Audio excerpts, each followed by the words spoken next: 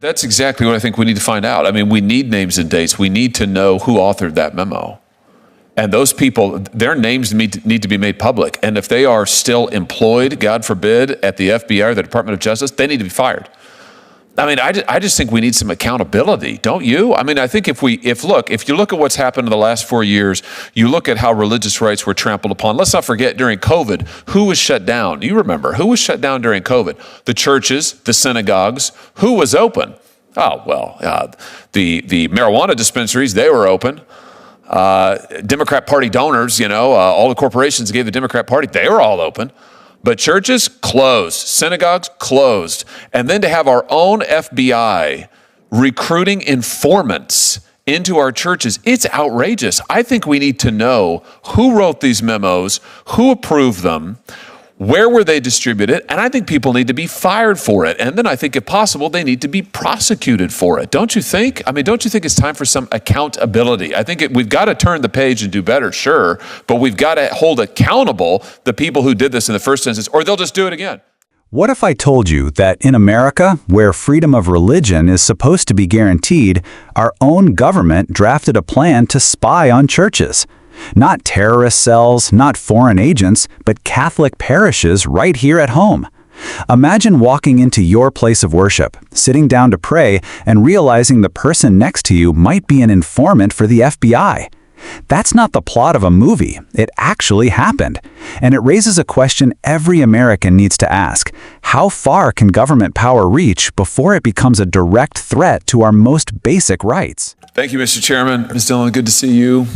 You're doing a great job. Thanks for being here. I want to ask you about discrimination of a somewhat different kind. That's discrimination on the basis of religion.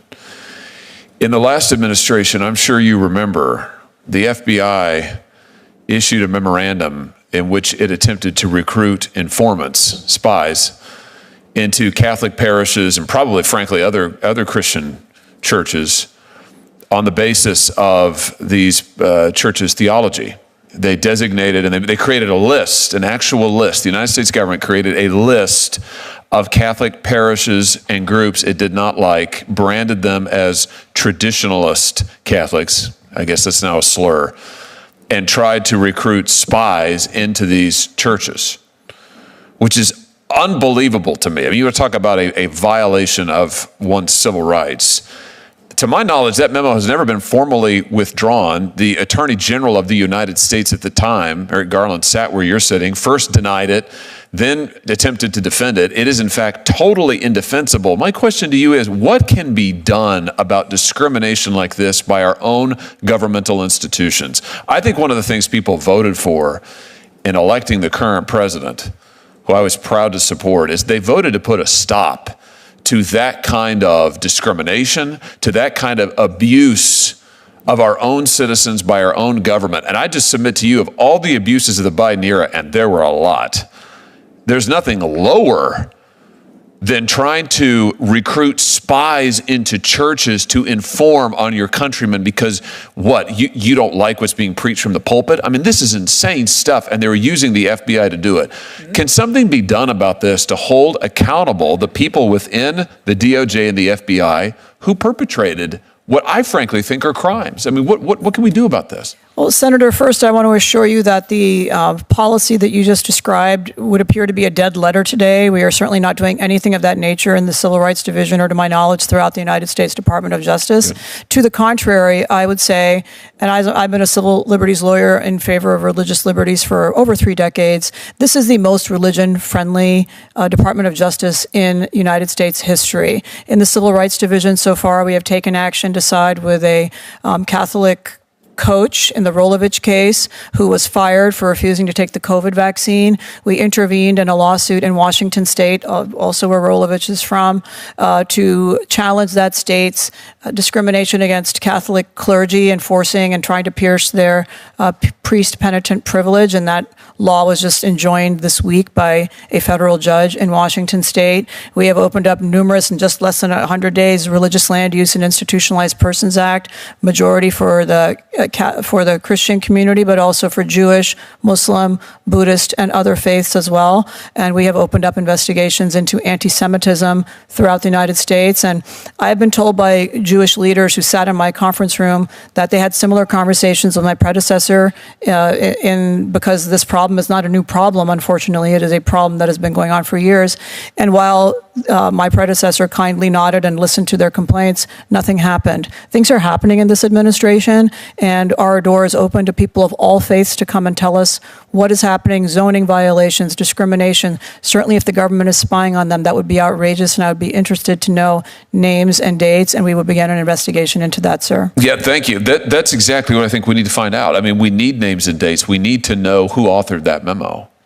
And those people, their names need to be made public. And if they are still employed, God forbid, at the FBI or the Department of Justice, they need to be fired. I mean, I just think we need some accountability, don't you? I mean, I think if you look at what's happened in the last 4 years, you look at how religious rights were trampled upon. Let's not forget, during COVID, who was shut down? You remember, who was shut down during COVID? The churches, the synagogues. Who was open? Oh, well, the marijuana dispensaries, they were open. Democrat Party donors, all the corporations gave the Democrat Party, they were all open. But churches closed, synagogues closed.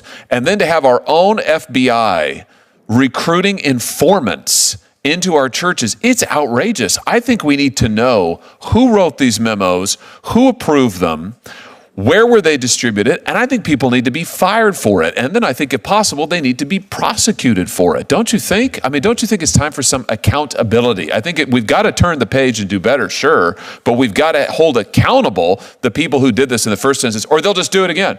Well, they'll just do it again. Senator, I agree with you. I mean, I was privileged to win between my law firm and my nonprofit 3 cases at the United States Supreme Court during COVID to protect the rights of Christians to be able to pray in my state of California.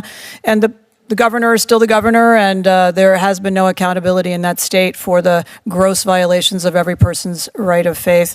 And so I hope that voters ultimately hold the elected leaders accountable, but certainly people who grossly violated the First Amendment those are names I'd like to know, and we will look into that as a result of. This is my last thing, Mr. Chairman, and I thank you for holding this hearing. I just think that you're right about voters, and voters did they voted for a change in November. They voted for accountability, and now we've got to give it to them. And I just want to, I know you're not in charge of the FBI, but I just want to send a clear message to everybody who is. There has got to be some accountability for what has happened with our government. There has got to be accountability for how it was abused.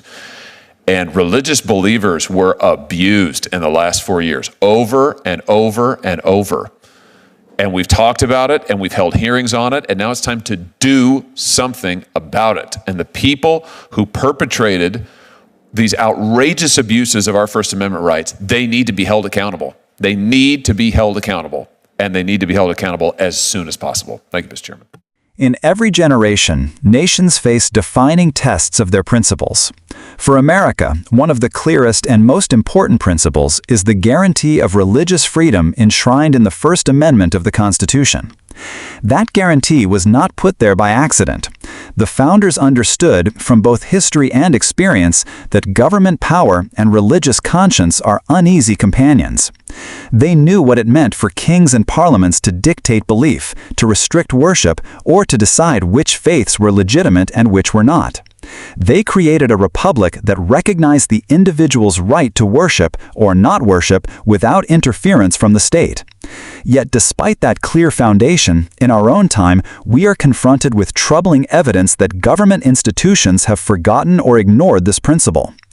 One of the most striking examples came when it was revealed that the Federal Bureau of Investigation had circulated a memorandum suggesting that Catholic parishes, especially those categorized as traditionalist, should be infiltrated by informants. For many Americans, regardless of faith, the idea that churches could be treated like hostile territory to be spied on by their own government was beyond shocking. It felt like a betrayal of trust, an erosion of liberty, and a violation of the very Constitution that federal agents swear to uphold. The issue is not merely symbolic. Faith is central to millions of lives across this country. For many people, their church, synagogue, mosque, or temple is more than a place of worship. It is their community, their refuge, their cultural identity, their connection to something greater than themselves. When government agencies mark those spaces for infiltration, they are not just collecting intelligence. They are undermining the sense of safety and sacredness that gives those institutions meaning. Imagine sitting in a pew, hearing a sermon, singing a hymn, or kneeling in prayer while wondering whether someone nearby has been planted by the government to report on what is being said and who is present. That image is chilling because it belongs to authoritarian states where freedom is stifled, not to a republic built on liberty.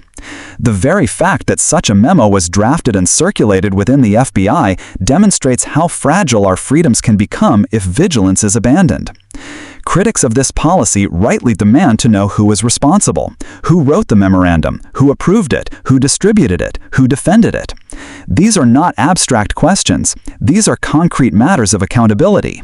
Without names and without consequences, the message sent to the public is that government officials can target religion, breach constitutional rights, and walk away untouched. If that is the lesson absorbed inside bureaucracies, then history assures us it will happen again. And when it happens again, it may be broader, bolder, and even more destructive. That is why accountability is not optional, it is essential. It is the difference between liberty being respected in practice and liberty being a hollow promise. The Department of Justice has tried to reassure the public that such practices are no longer in effect. Officials have insisted that the memo is a dead letter, that no such infiltration of churches is happening now, and that this administration's Civil Rights Division is the most religion-friendly in history. They have pointed to examples where the DOJ has sided with religious plaintiffs in cases involving vaccine mandates, priest-penitent privilege, and zoning discrimination. They have highlighted lawsuits against anti-Semitism and actions in support of Christians, Jews, Muslims, Buddhists, and others. Those steps are real and they matter, but they do not erase the reality of what happened. A wrong was committed, a violation of trust occurred, and until the individuals who carried it out are held responsible, the wound will remain open. To understand the gravity of this moment, one must consider it against the backdrop of the COVID-19 pandemic. During that crisis, governments at all levels imposed sweeping restrictions on gatherings. In many places, houses of worship were among the first institutions ordered to close their doors. Services were canceled, communities were disrupted, and worshipers were threatened with fines or legal action if they attempted to gather. At the very same time, many businesses deemed essential remained open. Big box stores welcomed shoppers, liquor outlets served customers, and even marijuana dispensaries operated without interruption.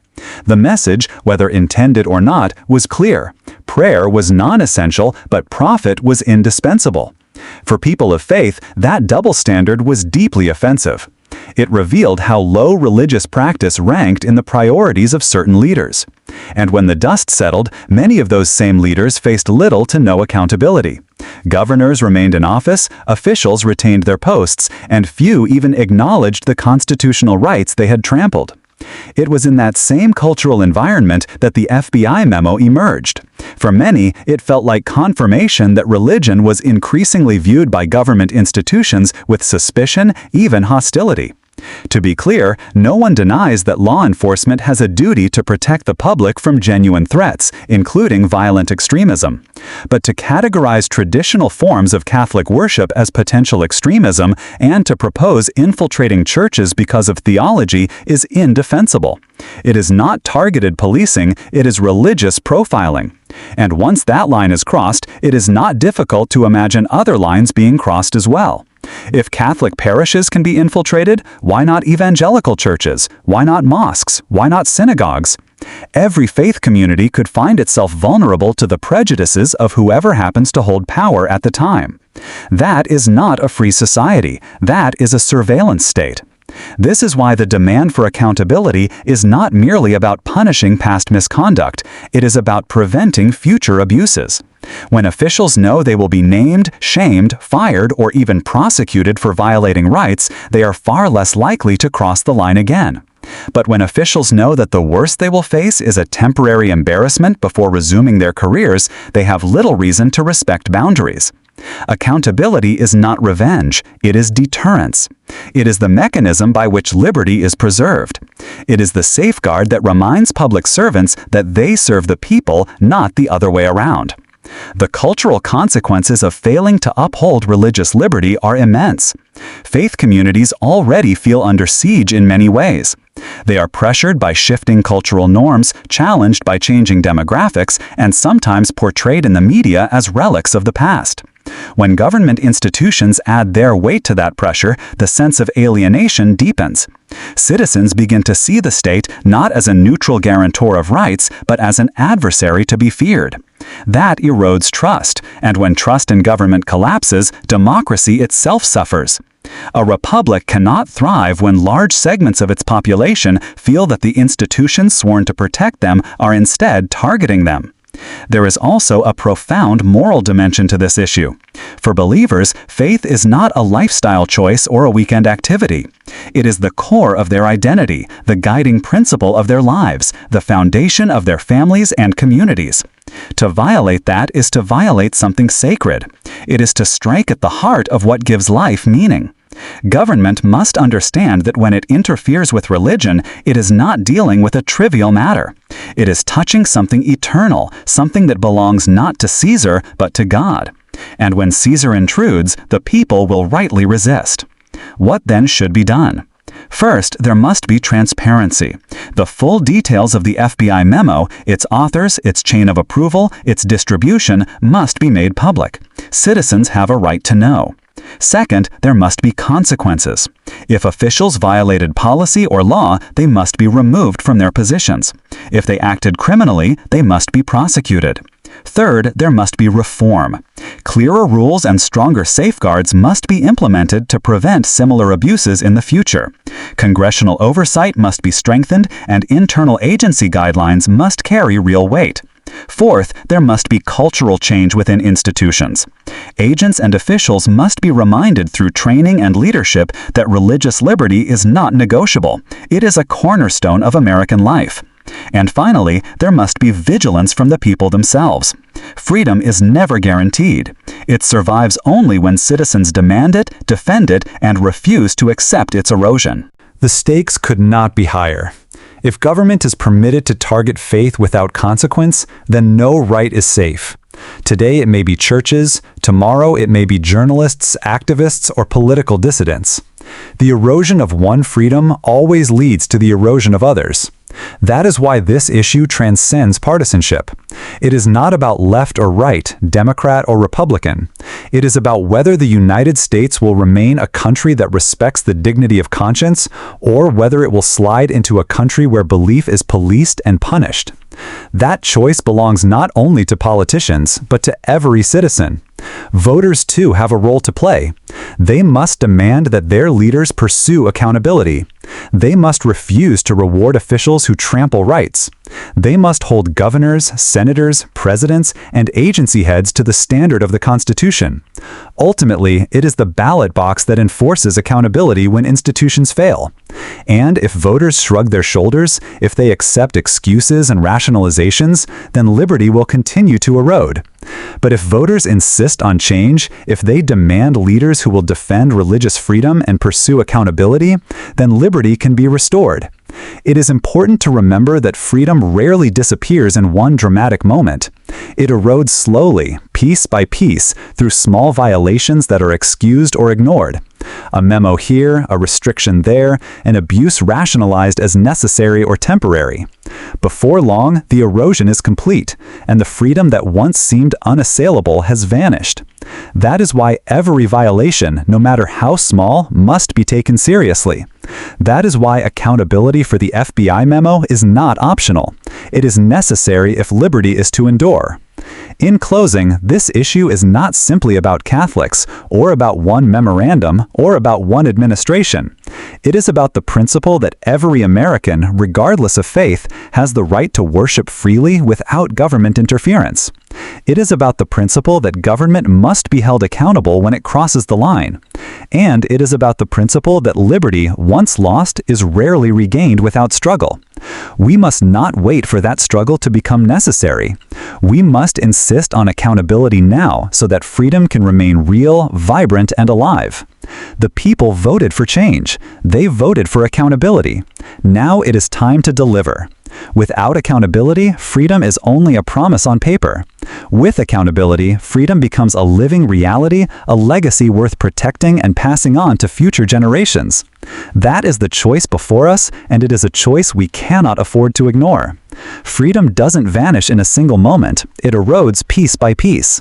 The only way to preserve it is to hold leaders accountable when they cross the line. Americans voted for accountability, and it's time to deliver it. This isn't about politics. It's about protecting the foundation of our liberty. If government can spy on churches today, what will it do tomorrow?